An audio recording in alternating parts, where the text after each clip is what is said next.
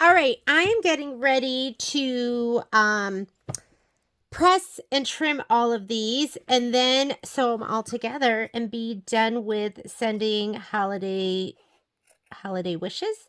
So from the back side, I'm cutting these apart and I'm just going to cut right down the middle. Right down the middle. You never know when you're going to need a little more fabric one side or the other. So 1/4 inch is like probably the least fabric that you should have. So I'm going to go ahead and separate all of these and then we'll press them and then we'll trim. Wow, I could have put those way closer together, but that's okay. You know me, I like to save. This is for the next quilt that we're doing. So this is for sending holiday wishes. Or no, Quilty. They all sound the same to me. I can't remember the names, but this I'm going to put to the side. And then these, let's go ahead and heat up our iron. These I'm going to press. Some of them I already did press, like this one you can tell I pressed, and this one I pressed. Anything that's still ripply has not been pressed yet. And I'll use a little bit of moisture.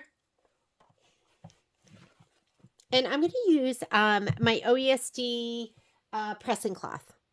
Okay, so the first time I saw this, somebody introduced me to it, a friend of mine, and she had gone on a quilting cruise or an embroidery cruise. I can't remember which one. And they had used this and like, here, I want you to see how it works. But do you see how you can see the imprint of the embroidery design? The other thing with this is it looks like a piece of batting. So don't accidentally come into it thinking that it's batting. I keep telling myself I'm going to bind it. So I'll know that this is my pressing cloth, but I just use it and I put it right back into the bag.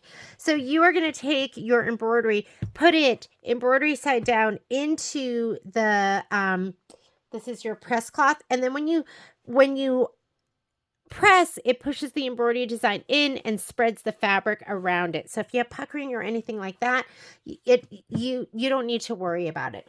So I'm going to use a little bit of moisture on the back.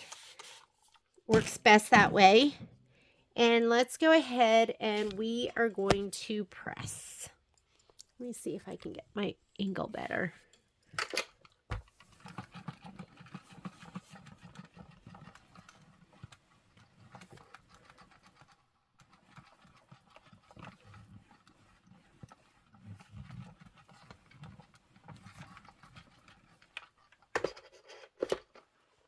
There, so you can see a little bit of the imprint, and that's perfect. Let's do this one. I think I did this one already. This one's already done. Looks amazing. This one's done too. You can tell because it lays totally flat, and this one was done before. These have not been done. So let me just go ahead and check and see if they're directional. Because if they're directional, you want to press in that direction. So if it's little stripes, this one's non-directional. And I'm just going to press these flat. They look so good. They're going to look so great once they're trimmed down. I cannot wait. They're going to look amazing. Here's another. Are you getting all of that? That was, I think all of this is non-directional.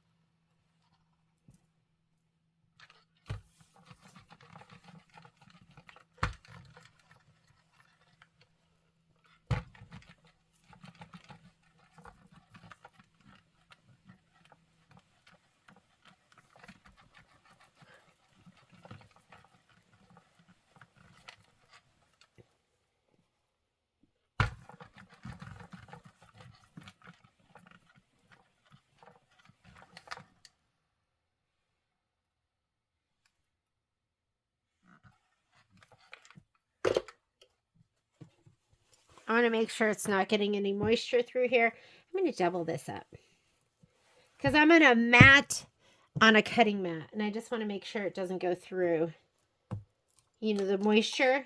I don't want to warp my mat. Non-directional.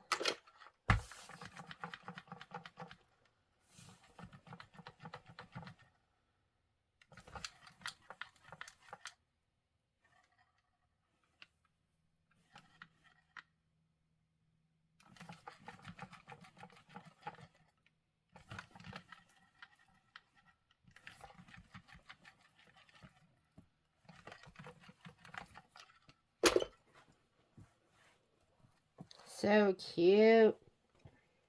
Okay, we've got this one, and we've got one last one.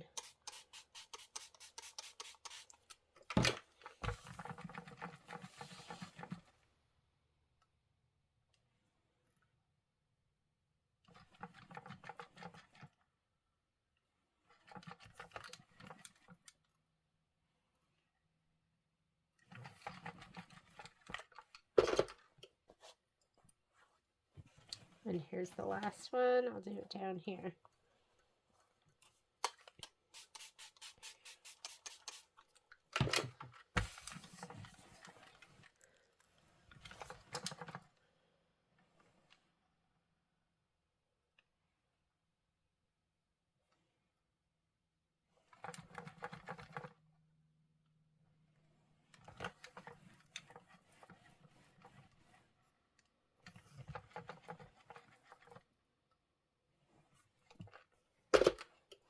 All right, perfect. Now let's go ahead and trim. So I'm going to take this, I'm going to put it back in the bag before I cut it up like a piece of batting. And these are I think they're $6.99 now. I think the price might have gone up, but I could be wrong. Let's go ahead and grab all our rulers. So you definitely want your rotating mat. And as far as I'm concerned, the nicest one out there is this Martelli one. But I also have the Sue Daly one, and I love that one too. What I love is something that spins smoothly.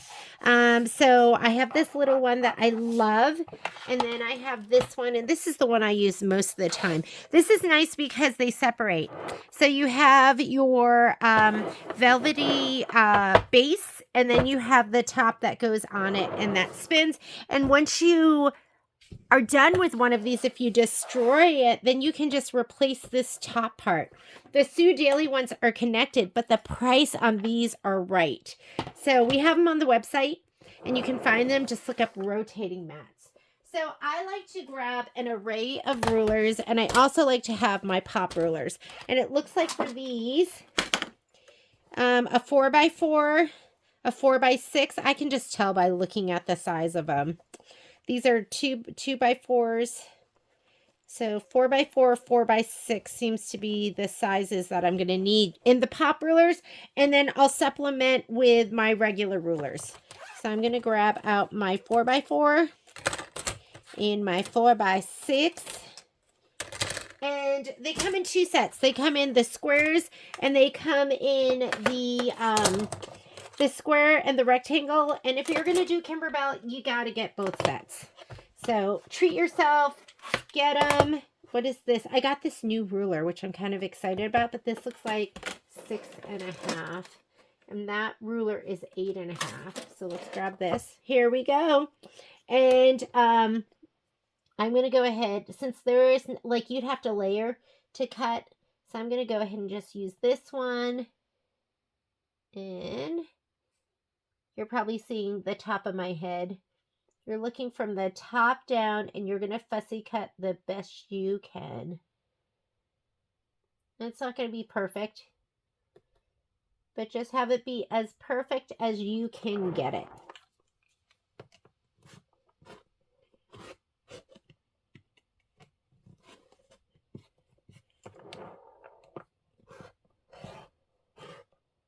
And you want the rotating mat so you can hold your ruler down, and you don't have to be picking it up and repositioning it again. There we go. And then I'm going to do one more cut.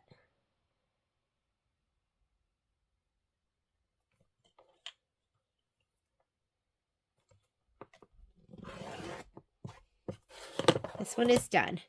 And so it's not going to be perfect, but you're going to fussy cut to that to the tack down line the best you can.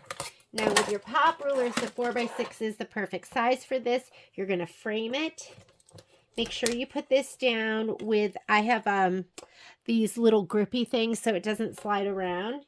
You're going to put it down, look from above, from all angles.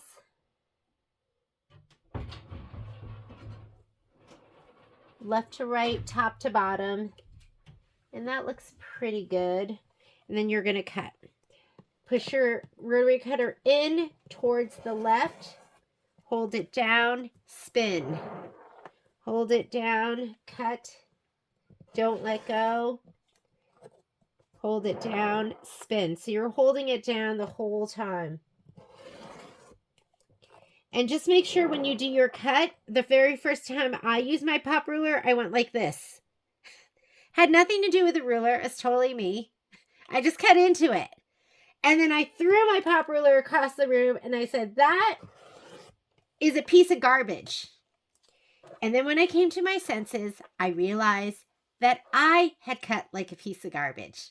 And it was nothing to do with the pop ruler. And I gave it another chance. And now the pop rulers and I are best friends. Once I realized it was me. You know how that happens. You want to blame the pop ruler. You want to blame yourself. I didn't know what I was doing. Oh my goodness. Is that so cute?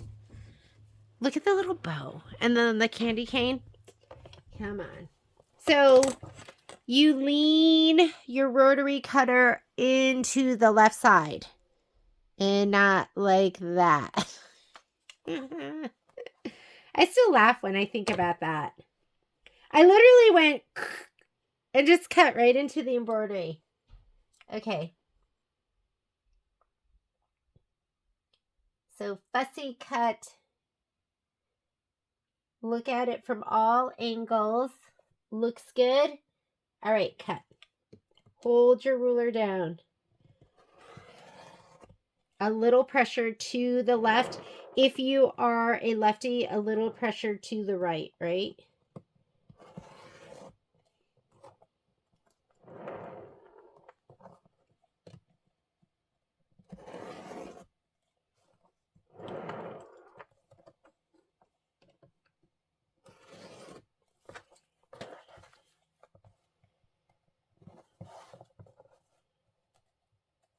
Sometimes there might be a little thread you didn't get.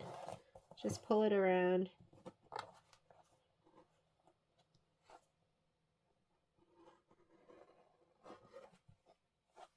Looks like I applied 0 pressure. Patrick was here when I was just telling that story and he was laughing. Santa Claus. Oh, remember, we're going to be adding that button, right? We're adding buttons. Boop, boop. Sending holiday wishes. Oh, don't forget about cutting all of those jump threads. I think anything smaller than 5 millimeters, you have to cut on your own. I think that's the threshold. I could be wrong. Hold, turn. Move your hand, but don't let go. Hold and turn. Move your hand, but don't let go.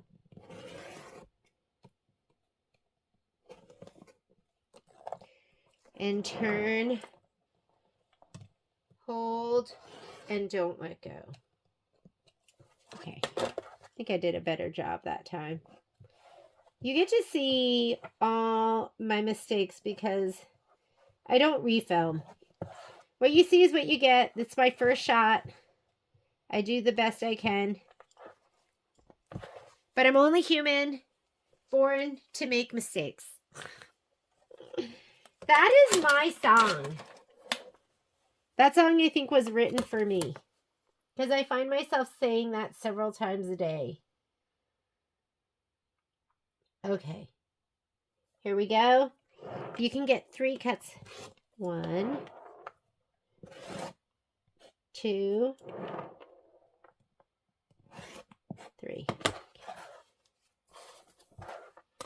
And then I'll do one more.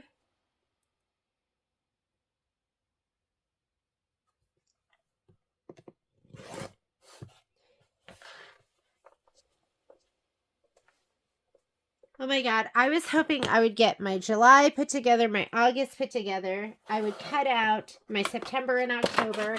I would have started my Thomas Kincaid, like literally those were all the plans for the weekend. And I haven't even gotten this one done. But I can't beat up on myself, right? Patrick and I did get, I think we are doing really well with shipping because we did go into the store several times. Several times this weekend.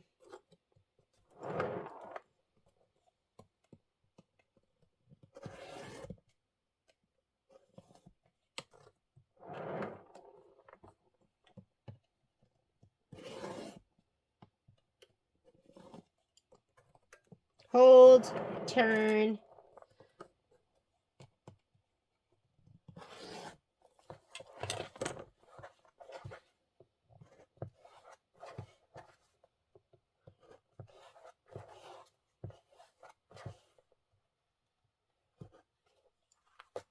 Snowflake, 25 cents. Let's keep going. And then we're going to start sewing them together. Here we go. Again, this one is 6.5 by 2.5. Oh no, this one is, oh yes, it is 6.5 by 2.5.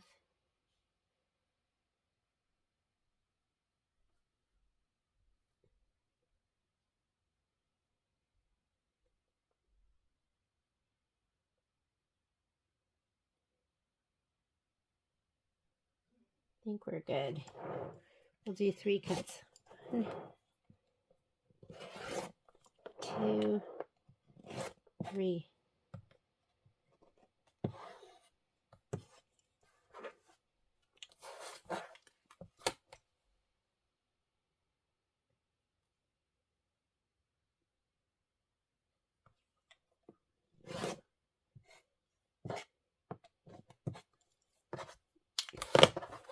Done.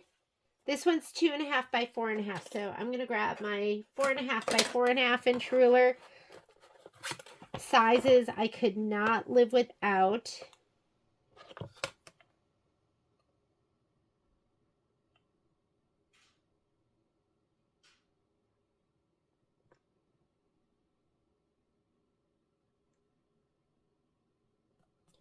Okay, here we go.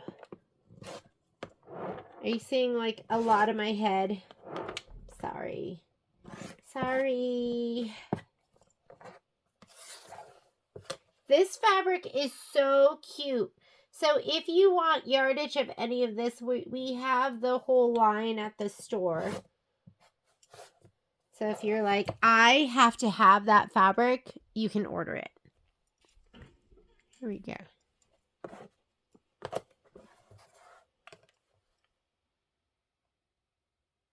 And like I said, you want to pick a color that is going to contrast. So right now it's white on the pink, and that makes a huge difference. I used to match it. Like, why? Then it was like taffy on taffy, and then you couldn't see it because the ruler's a little, like, it's a little cloudy too, right? The ruler adds some depth and distortion.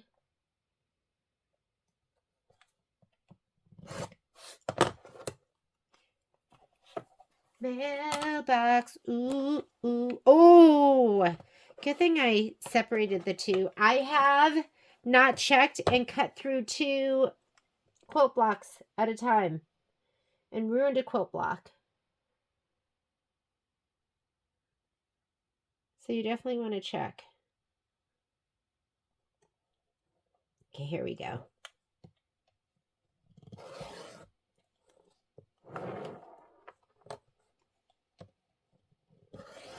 Have you ever cut through, like, you know, when you cut through more than you're supposed to cut through and you think, Oh, that feels really thick.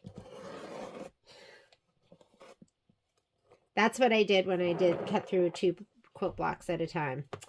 That feels really thick. Or I don't know if you've ever accidentally picked up something when you embroidered and you embroidered through, like we did an event. I think it was a Halloween event, and I could not find the bats that I had done. I think it was bats. Well, little did I know, I stitched it to the embroidery I was doing. It kind of like, it got stuck and picked up, and then I embroidered through all of it.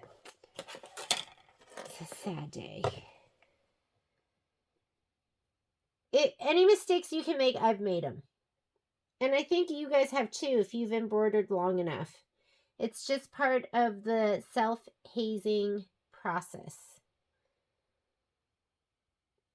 And that's how we learn. That's how you go, oh, it feels really thick. Maybe I shouldn't keep cutting. Oh, my embroidery's missing. Maybe I should check under what I'm stitching right now. Today I had a, oh, the hoop is lifting up. What's under there? Moment.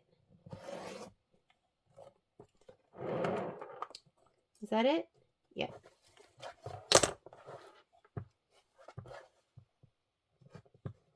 I don't know, I struggle just to get one little thread. It's right in the corner. Oh, are these colors just magnificent? All right, we're ready to stitch. I'm going to convert my sewing, my embroidery machine over to sewing.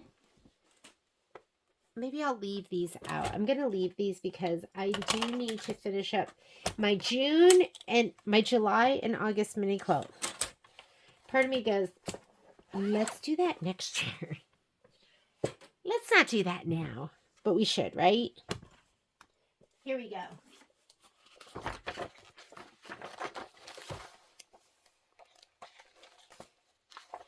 What I love about this one is there's no border to have to deal with.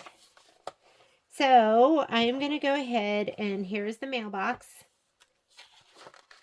They have a page that will show you how to match everything up. So what they want you to do first is they want you to do, put this right here. This one. And look at it and see if it makes more sense in a certain direction. This one and this one, those two go together. And this, there's a little ornament there. And this is the same either direction. So we're going to put that there. And then this one goes onto it. And then section 2 is going to be sending holiday wishes, flanked by this and this, and this and this, and then we put it all together. It's just section 1 and 2. Okay, so what I like to do is I like to fold these, and that's one that I'm going to sew together, okay? And then I just kind of stack them up. This, I'm going to put it like this, and I turn it. And I always keep it like that. So these two, and then these two. Okay. This will go on later. This will go on later. This will go on later. I'm going to take these to my machine. I'm going to sew them on the right-hand side. I'll see you over at my machine.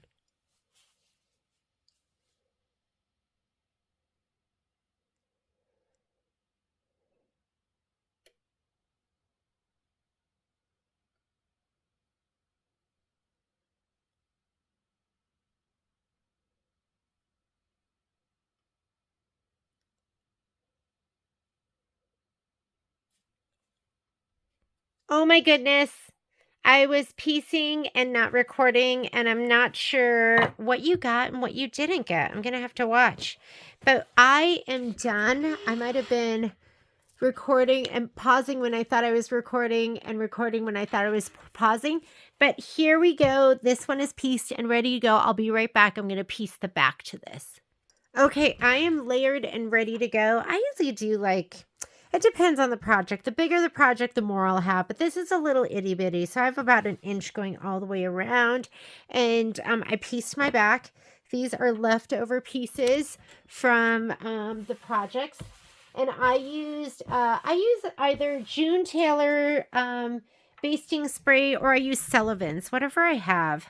I'm not so partial, but I do spray base my layers together. I'm going to be using my dual feed foot with my stitch in the ditch sole, and I'm just going to be stitching in the ditch. I like to kind of plan it so I don't have a lot of repeat, but what I'll do is I'll probably come up, maybe I'll come up and up, up, up, up, up, up, over, down, over, over, over, over, over, something like that, right? Or should we do this? Up, up, up, up, up, up, up, over, over. We'll just play it by ear, but I kind of try to get in as many of the ditches as I can. Maybe I'll just do this first, and then I'll cover all of these, and then I can come over here, down, down, down, down, down. I think that's what I'll do, right? That's what we'll do. Let's go over the machine. So I'm going to use monopoly. If you look at the colors in this little wall hanging, they're on the lighter side. So I'm going to go with, because if it's dark, you want to use smoke monopoly. If it's light, you want to use Claire. And this is monopoly, and monopoly is magical. What monopoly does, it looks like fishing line, and it allows you to stitch in the ditch. And if you're bad at it and you come out of the ditch, guess what? Nobody notices because your thread is clear. Isn't that magical? The first time I ever stitched and you want to stitch in the ditch foot, you know, they make you feel like you're the boss. Like you're going to go, oh my goodness, did I just do that? I'm amazing. But it's really the foot and you. It's the combination. So I'm going to go ahead, thread up my machine for monopoly. I don't usually put it in the bobbin. Every once in a while I will, but for the most part, I'll just use a regular thread in my bobbin. So pick a thread that's going to match the back.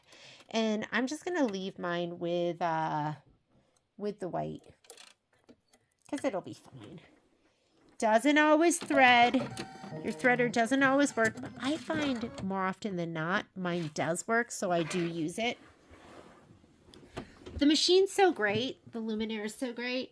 I don't find I need to adjust my tension, but it's possible you might. And I'm going to go ahead and I'll just stitch it down right here. And I'm just going to go back and forth. Oh, make your stitch length longer. So I'm going to go to a 3. Either you can do 2.5 as well, but now that you're going through layers, make your stitch length a little bit longer, because now you have to go through all these layers, that same 3mm thing of thread. Oh my God, that's embarrassing. I laid this down on my carpet and, well, it picked up every dog hair known to mankind. Whoops. That's going to be in my binding. It's going to get cut off anyway, so don't worry about it. I just want to get to this ditch. All right, here we go. This is where we start.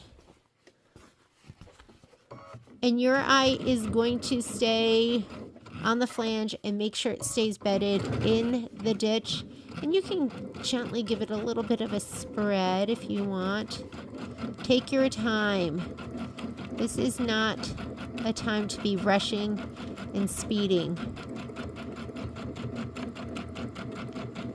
And if you just keep that flange in the ditch, the needle will follow. Oop. I'm just trying to get to the next ditch. Hang on. Thread behind here is falling.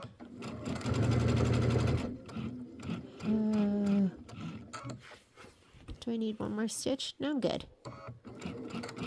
Okay. Keep your eye on the flange and keep the flange in the ditch. Take your time. Ignore the dog hair. You can get that off with a lint brush. Here we go again.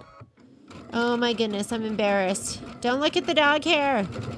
I literally was on the carpet and spray basting in a box, and then I wanted to adjust my fabric, and I laid it down on the carpet, and there was some spray baste on the batting, and it picked up every dog hair possible. But that's all going to get cut off, so don't worry about it. I'm going to trim all of that. And then I'm going to do the path of least resistance, and I'm going to zigzag down. Do I have one more ditch? Should I go over this one? Yes. I will come down here.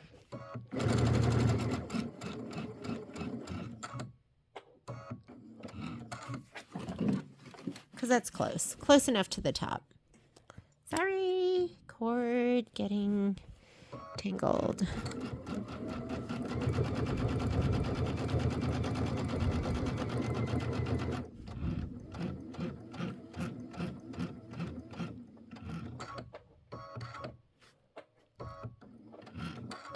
Oop, that was a stitch beyond. I'm going to go a stitch back. Okay, I'm just going to come down. I'm going to come down. And I'm going to just zig my way down. Zigzag. Am I there? Kind of. Right? Not really. Need one more stitch. How about now? Nope. Doesn't seem like I'm getting anywhere. There we go. And I'm going to come down. I don't, honestly, this is just what I do. I don't know if there's a right or a wrong way. There probably is, and I don't know what it is.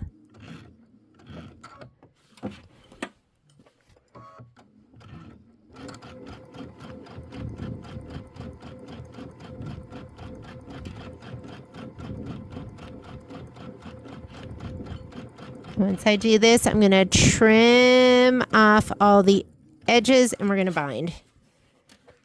Because guess what? Tomorrow's Tuesday and I refuse to go into the store without something finished. I got to show you I was at least a little productive. You know how when it's the work week and you just can't even wait for the weekend so you can sew again? That's how I feel. Do you feel that way? Magic.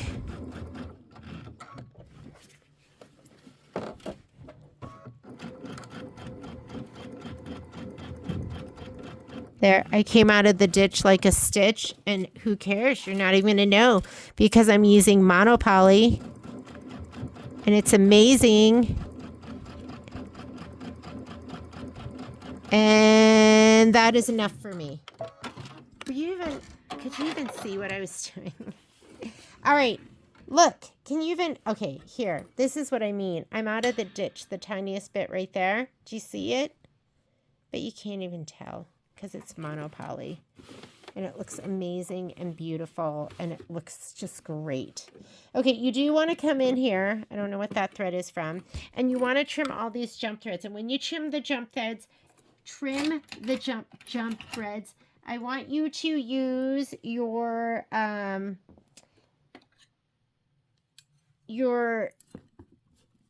snips with the hook, or I want you to use your side hoppers because this is what makes it so easy. So let's say we're coming in here and there's a bunch right here. Do you see all of those jump threads? With your side hoppers, they have like little feet, and you're going to put one foot under the thread. Here we go. Like right here. Well, and then tweezers. You need the combination. Tweezers to hold your thread taut and up, and then the other snips to get them. So here you can get 1 foot under, cut one side, and then lift up with your tweezers and get the other ones, okay? You can't just do it with one. You're not going to get great results. You need to be using both.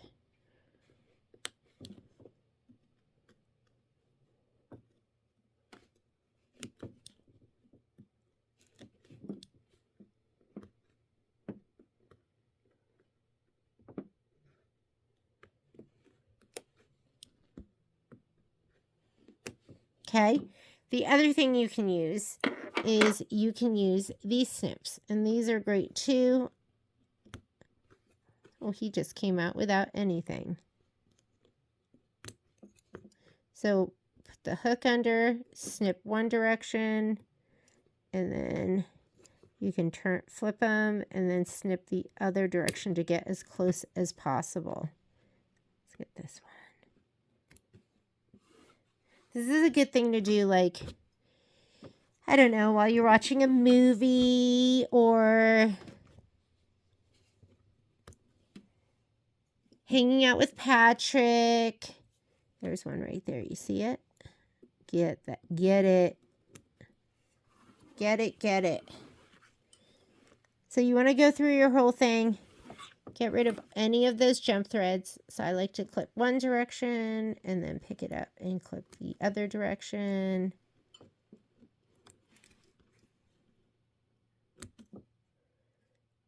And it makes all the difference. I mean, that looks so much better when you clip your jump threads like these, right? So again, if you want, you can use the little feet. Whichever ones you feel like you're going to be more comfortable with. They both do a great job. Wiggle him under.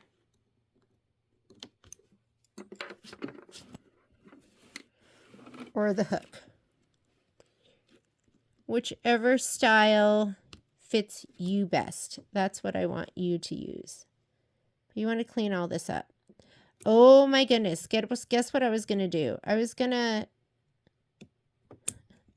already did it. I totally forgot about the embellishments. Okay, it's okay. Because I can kind of reach them, I think. I forgot.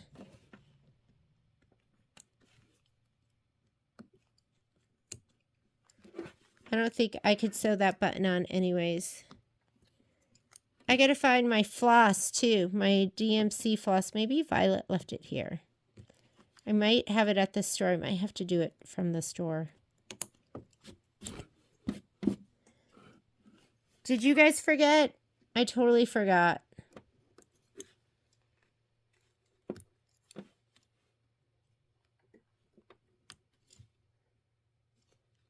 We have to sew on,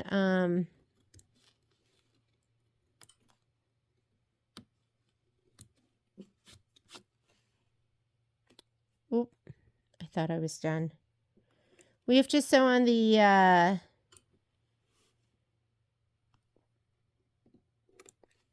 buttons.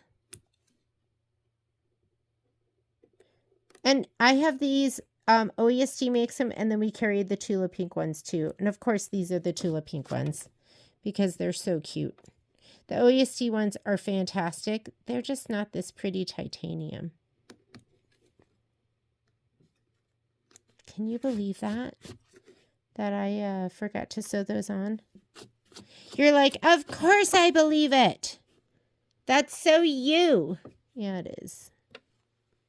To not remember. Okay.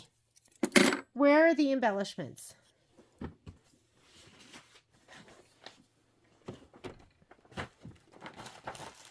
The embellishments that you're going to need are going to be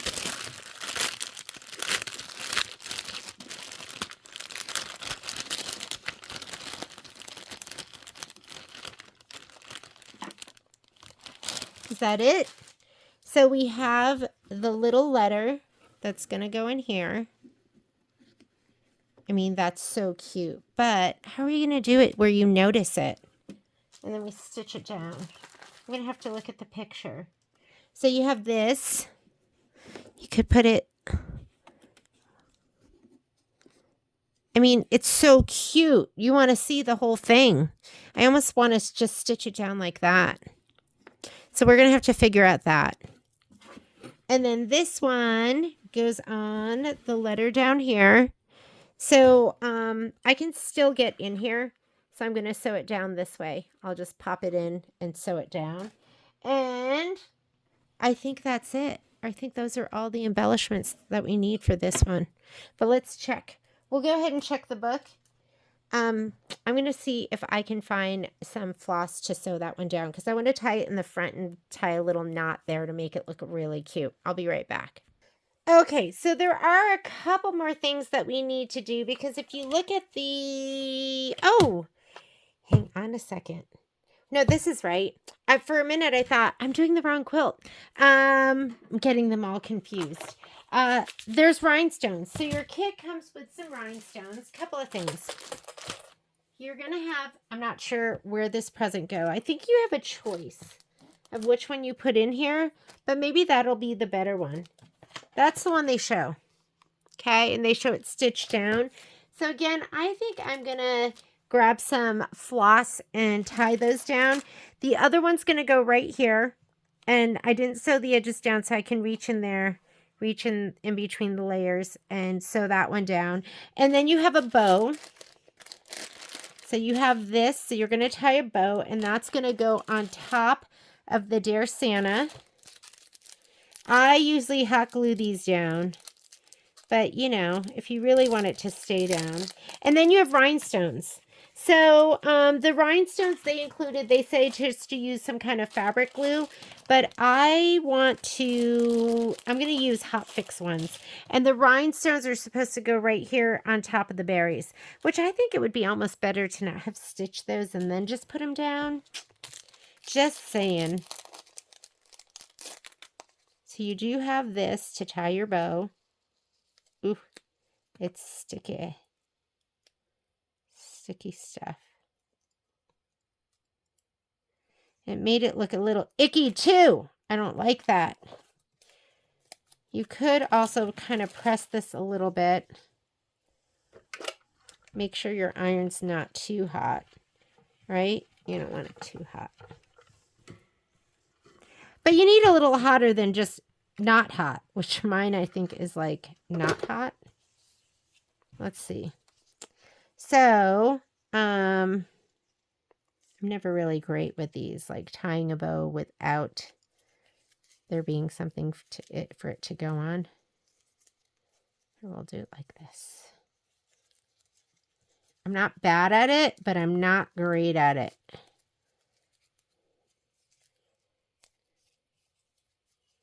Oh, nope. And hopefully they give you enough where I'm going to pull this one out a little bit, right?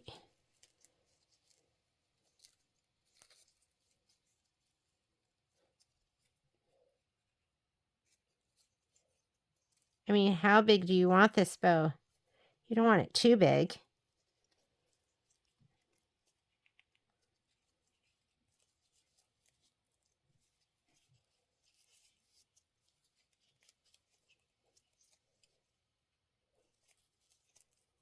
Okay, let's take a look.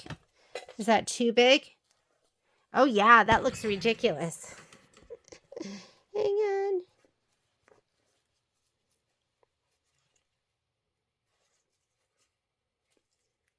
Pull a little bit. Pull to tighten. Okay, there we go. That to me is a little bit better. Even theirs. And when you do the bow, once you're done with it, I'm going to pull that one out a little bit. And then I say cut these at an angle. And so I'm going to practice, right? Like that. And like that. You want them pretty. Don't cut them straight across. And that's not bad. What do you think? I think this is doable. I might trim it just a little bit more because you don't want it to cover the Dear Santa. So we'll play with that a little bit, but I think I have a good start to mine. I'd like to make it a little bit smaller, but every time I do that, oh, there we go. Then I might have to cut these down a little bit. So play with it. I mean, you saw me do that. I had to play with it quite a bit. I'm going to go ahead and cut those, but I'm not going to cut them yet because once you cut them, you can't put them back. So that'll go on too. So you've got the bows, you've got this, you've got the rhinestones, and like I said, I have some hot fix ones. Where's my kit? Where's my kit?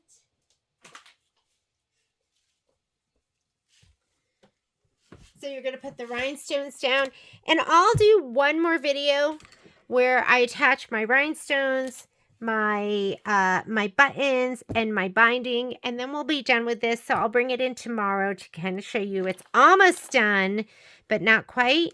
And then we'll post the video. Thanks so much. Bye.